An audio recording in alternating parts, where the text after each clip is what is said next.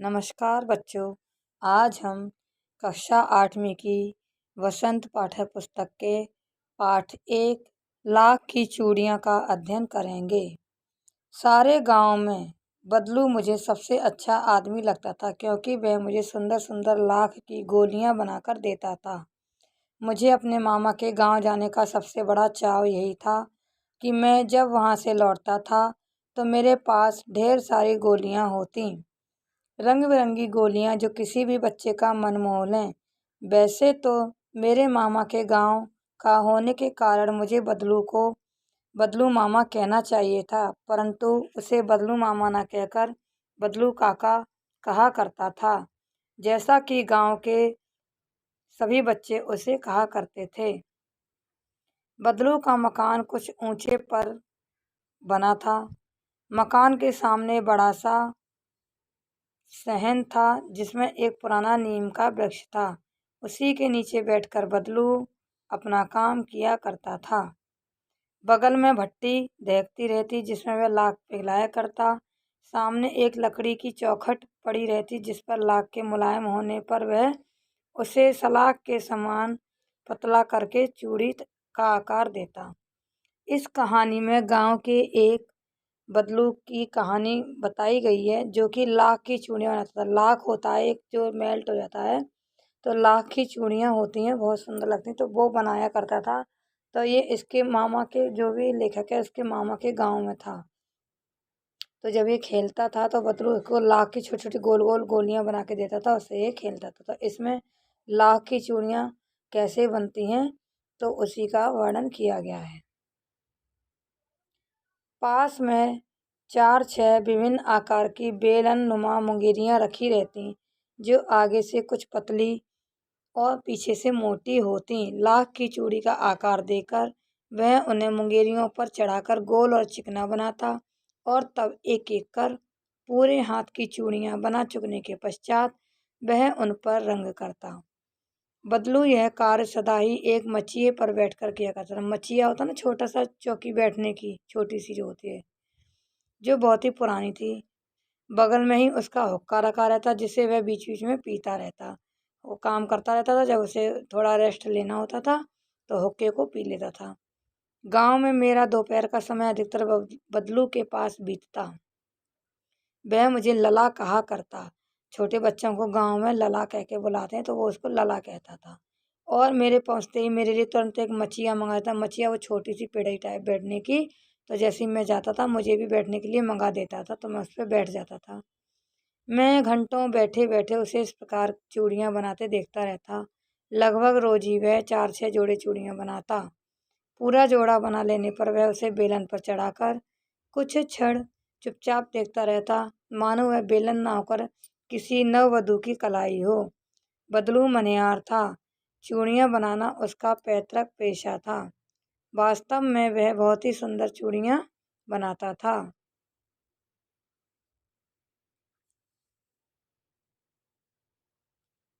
उसकी बनाई हुई चूड़ियों की खपत भी बहुत थी। खपत मतलब उसकी बनाई हुई जो चूड़ियाँ थी वो सबसे ज़्यादा बिकती थी। गांव में सबसे ज़्यादा लोग उसकी चूड़ियाँ खरीदते थे। उस गांव में तो सभी स्त्रियां उसकी बनाई हुई चूड़ियाँ ही पहनती थीं। आसपास के गांव के लोग भी उसे चूड़ियाँ ले जाते थे, परंतु वह कभी भी चूड़ियों को पैसों से ना बेचता था। लेकिन वह चूड़ियों को पैसों से नहीं बेचता था। उसका अभी तक वस्तु विनिमय का तरीका था। जैसे पहले गांव में क्या होता था, अभी भी कुछ गांव में ऐसा होता है, हमें कोई चीज़ खरीदनी होती थी तो उसके बदले में कुछ चीज़ देते। जैसे उससे किसी को चूड़ियाँ लेनी होती थी, उसके बदले में अनाज, गेहूँ दे दिया, चावल दे दिया, दूध दे दिया या सब्जी दे दी, ऐसे करके बदल के वस्तु विनिमय बदले में एक्सचेंज कर लेते थे। तो ऐसे ही वो चूड़ियों के पैसे नहीं लेता था, एक्सचेंज करके वस्तु विनिमय अर्थात बदल कर देता था। बदलू स्वभाव से बहुत सीधा था। मैंने कभी भी उसे किसी से झगड़ते नहीं देखा। हाँ, शादी विवाह के अवसरों पर वह अवश्य जिद पकड़ जाता था। जीवन भर चाहे कोई उससे मुफ्त चूड़ियाँ ले जाए, परंतु विवाह के अवसर पर वह सारी कसर निकालता था। जैसे वैसे सबको मुफ्त में फ्री चूड़ियाँ देता था बदले में, सामान के बदले में, लेकिन किसी का शादी विवाह होता था तो वो चूड़ियों के पैसे जरूर लेता था। आखिर सुहाग के जोड़े का महत्व भी और होता है। मुझे याद है मेरे मामा के यहाँ किसी लड़की के विवाह पर जरा सी किसी बात पर बिगड़ गया था और फिर उसको मनाने में लोहे लग गए थे। विवाह में इसी जोड़े का मूल्य इतना बढ़ जाता था कि उसके लिए उसको घरवाली को सारे वस्त्र मिलते, ढेरों अनाज मिलता, उसको अपने लिए पगड़ी मिलती और रुपए जो मिलते सो अलग। क्या होता है, विवाह में चूड़ियों का महत्व होता है। तो उसके लिए जब विवाह की चूड़ियाँ किसी को देता था तो उसके बदले में उसकी घरवाली को कपड़े, उसकी पत्नी को उसको पगड़ी मिलती थी, खूब सारा अनाज, खाने-पीने का सामान मिलता था और पैसे भी मिलते थे, क्योंकि उसका महत्व होता है उसकी जो भी है उसके सुहाग के चूड़े का जो महत्व था, उसके बदले में उसको उसकी कीमत, पूरी चूड़ियों की कीमत निकाल लेता था वो। यदि संसार में किसी बात से चिढ़ती तो वह थी काँच की चूड़ियों से। बदलू को काँच की चूड़ियों से चिढ़ थी। यदि किसी भी स्त्री के हाथों से उसे काँच की चूड़ियाँ दिख जाती तो वह अंदर ही अंदर कुढ़ता और कभी-कभी 2-4 बातें भी सुना देता। मुझसे तो वह घंटों बातें किया करता, कभी मेरी पढ़ाई के बारे में पूछता, कभी मेरे घर के बारे में और कभी यूँ ही शहर के जीवन के बारे में। मैं उससे कहता, शहर में सब काँच की चूड़ियाँ पहनते हैं, तो वह उत्तर देता, शहर की बात और है लला, वहाँ तो सभी कुछ होता है। कि शहर में तो सब कुछ होता है, काँच की भी पहनी जाती हैं, लेकिन गाँव में तो लाख की चूड़ियाँ ही चलती हैं।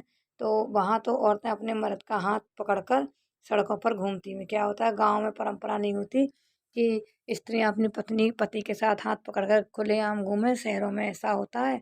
तो आप लोगों ने देखा हो तो वो ये कह रहा है कि मर्द मतलब पति के लिए बोला गया है।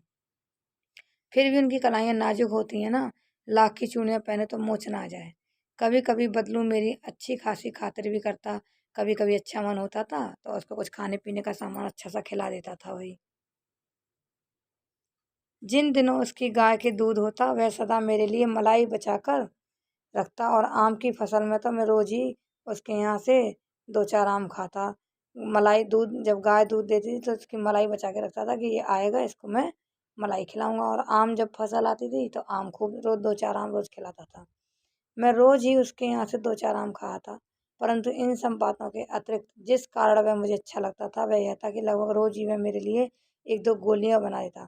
जैसे कांच के कंचे जब लोग खेलते हो, ऐसी लाख की गोल गोल गोलियां बना देता था, वो खेलने के काम आती थी, तो इसलिए उसको अच्छा लगता था। मैं बहुधा हर गर्मी की छुट्टी में अपने मामा के यहाँ चला जाता और एक आध महीने वहाँ रहकर स्कूल खुलने के समय तक वापस आया था। सभी बच्चे गर्मी की छुट्टियों में जाते हैं तो वो भी जाता था। परंतु 2-3 बार ही मैं अपने मामा के यहाँ गया हूँगा, तभी मेरे पिता की एक दूर के शहर में बदली हो गई। 2-3 बार मामा के यहाँ जा पाया, उसके पिता की कोई दूर दूसरे शहर में ट्रांसफ़र हो गया, बदली हो गई, दूसरी जगह ट्रांसफ़र हो गया। और एक लंबी अवधि तक मैं अपने मामा के गाँव ना जा सका। बहुत दिन तक 1 साल हो गया होगा अपने मामा के यहाँ गया ही नहीं। 1 साल क्या 2-3 साल बीत गए। 2-3 8-10 वर्ष लिखा है। तब लगभग 8-10 वर्षों के बाद जब मैं वहाँ गया तो इतना बड़ा हो चुका था कि लाख की गोलियों में मेरी रुचि नहीं रही थी। तो वही 8-10 साल में बच्चा बड़ा हो गया, लाख की गोलियों से उसकी रुचि खत्म हो गई, वही बड़ा हो गया था। अतः गाँव में होते हुए भी कई दिनों तक मुझे बदलू का ध्यान न आया। इस बीच मैंने देखा कि गाँव में लगभग सभी स्त्रियाँ काँच की चूड़ियाँ पहने हैं। तो मैंने देखा, मेरी नज़र गई कि गाँव की जो भी महिलाएँ थीं वो काँच की चूड़ियाँ पहने हुई थीं। विरले ही हाथों में मैंने लाख की चूड़ियाँ थी। विरले मतलब विरला, किसी-किसी के ही हाथों मैंने लाख की चूड़ियाँ देखी। तब एक दिन सहसा मुझे बदलू का ध्यान हुआ। जब लाख की चूड़ियाँ हाथों में देखी तो मुझे बदलू का ध्यान है कि बदलू मामा थे। बात यह हुई कि बरसात में मेरे मामा की छोटी लड़की आंगन में फिसलकर गिर पड़ी और उसके हाथ की कांच की चूड़ी टूटकर उसकी कलाई में घुस गई और उससे खून बहने लगा। मेरे मामा उस समय घर पर ना थे, मुझे ही उसकी मरहम पट्टी करनी पड़ी। तभी सहसा मुझे बदलू का ध्यान आया कि और मैंने सोचा कि उससे मिल आऊँ। फिर उसको लगा कि हाँ, बदलू मामा लाख की चूड़ियाँ जो बनाते थे उनकी याद आई, उनसे मिल के आता हूँ चलो। अतः शाम को मैं घूमते-घूमते उसके घर चला गया। बदलू वहीं चबूतरे पर नीम के नीचे एक खाट पर लेटा हुआ था। तो गया तो देखा बदलू वहीं नीम के पेड़ के नीचे खाट पर लेटा था। नमस्ते बदलू काका, मैंने उनको नमस्ते किया।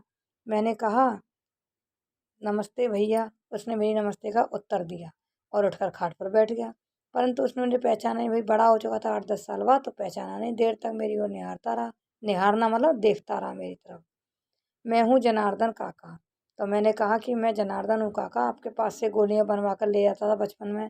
मैंने अपना परिचय दिया, बताया कि मैं वही हूँ जो मैं आता था आपके पास। बदरू फिर भी चुप रहा, मानो वह अपने स्मृति पटल पर अतीत के चित्र उतार रहा हो। तब वह एकदम बोल पड़ा, आओ आओ लला बैठो, बहुत दिन बाद गाँव आए। तो फिर बहुत देर तक थोड़ा सोचा कौन सा था। सोचने के बाद याद आया, हाँ ये। तो फिर बोला कि आओ लला बैठो। ऐसे करके फिर बोला, बहुत दिन बाद आई तुम तो गाँव में। हाँ, इधर आना ही नहीं हो सका काका, मैंने चारपाई पर बैठते हुए उत्तर दिया। तो मैंने कहा, इधर नहीं आया बहुत साल से, और बैठते मतलब कहते हुए चारपाई पर बैठ गया उनके पास ही। कुछ देर फिर शांति रही। मैंने इधर-उधर दृष्टि दौड़ाई, ना तो मुझे उसकी मचिया ही नज़र आई, ना ही भट्टी। तो मैंने चारों तरफ नज़र घुमा के देखा, तो ना मुझे वो छोटी-सी मचिया जिस पे बैठ के चूड़ियाँ बनाता था, वो दिखाई दी, और ना ही भट्टी लाख की चूड़ी वाली। "आजकल काम नहीं करते काका?" मैंने पूछा। "नहीं लला, काम तो कई साल से बंद है। मेरी बनाई चूड़ियाँ कोई पूछे तब तो। जो चूड़ियाँ मैं बनाता हूँ उनको कोई पूछता ही नहीं है। अब गाँव-गाँव में काँच का प्रचार हो गया है।" वह कुछ देर चुप रहा, फिर बोला, "मशीन ही हो गया ना लला। आजकल सब काम मशीन से होता है। खेत भी मशीन से जोते जाते हैं, और फिर जो सुंदरता काँच की चूड़ियों में होती है, लाख की चूड़ियों में कहाँ संभव है। लेकिन काँच बड़ा खतरनाक होता है, बड़ी जल्दी टूट जाता है।" मैंने कहा। "नाजुक तो फिर होता ही है लला।" कहते-कहते उससे खाँसी आ गई, और वह देर तक खाँसता रहा। होता है ना, ज़्यादा उम्र हो जाती है तो खाँसी आ जाती है, तो खाँसने लगा। मुझे लगा उसे दमा है, दमा मतलब सांस की बीमारी। अवस्था के साथ साथ उसका शरीर ढल चुका था। उसके हाथों पर और माथे पर नसें उभर आई थीं। जाने कैसे उसने मेरी शंका भांप ली और बोला, दमा नहीं है मुझे। तो उसको लगा कि मैं कहीं ये ना सोचा कि मुझे दमा की बीमारी, तो बोलने लगा अपने आप ही कि मुझे दमा नहीं है, मुझे फसली खांसी। फसली खांसी क्या है? जैसे बारिश आ रही, ठंड का मौसम होता है तो खांसी हो जाती है वो।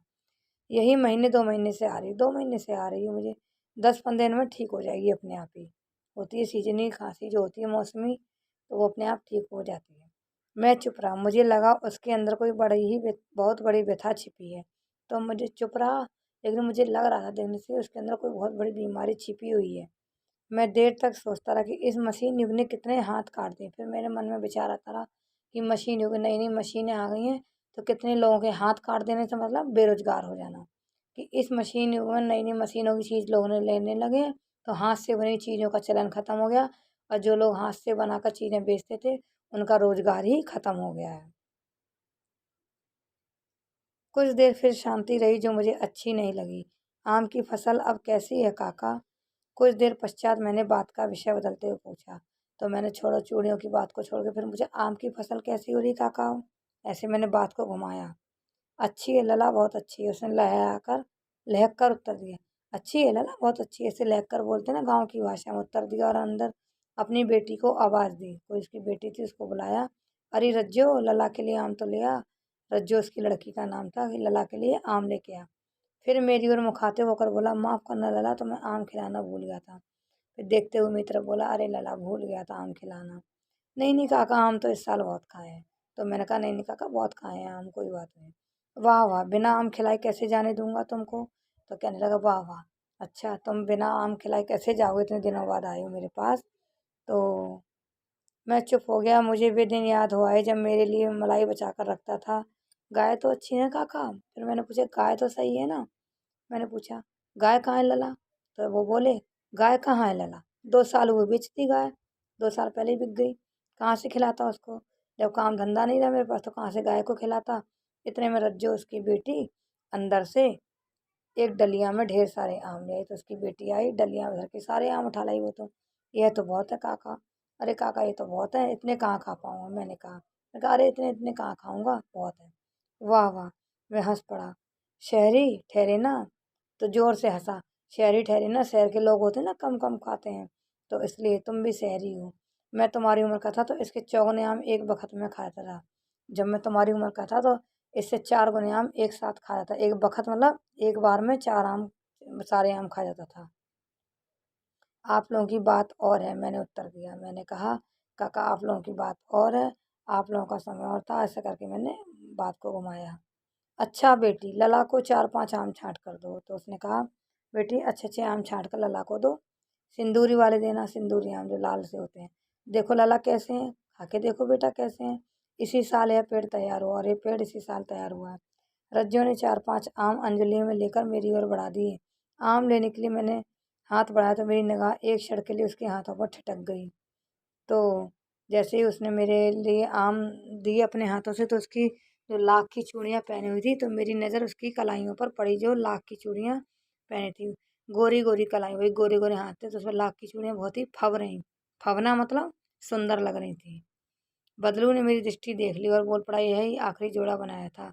तो बदलू जो काका थे उन्होंने मेरी नज़र देख ली कि मैं चूड़ियों को देख रहा हूँ, बोले, बस बेटा यही आखिरी जोड़ा था जो मैंने बनाया था, जो मेरी बेटी ने पहना है। जमींदार साहब की बेटी के विवाह पर बनाया था। 10 आने पैसे मुझको दे रहे थे, तो वो मुझे 10 आने दे रहे थे इस जोड़े के, मैंने जोड़ा नहीं दिया। मैंने कहा नहीं, मैं नहीं दूँगा, कहा शहर से ले आओ, और मैंने कहा जाओ शहर से काँच की चूड़ी ले आओ, मैं ये जोड़ा नहीं बेचूँगा। फिर मैंने अपनी बेटी को दे दिया। मैंने आम ले लिए और खाकर थोड़ी देर पश्चात चला आया। मैंने आम ले लिए वो और खाए कुछ, कुछ यहाँ बचा लिए, लेकर चला आया। मुझे प्रसन्नता हुई कि बदलू ने हार कर भी हार नहीं मानी थी।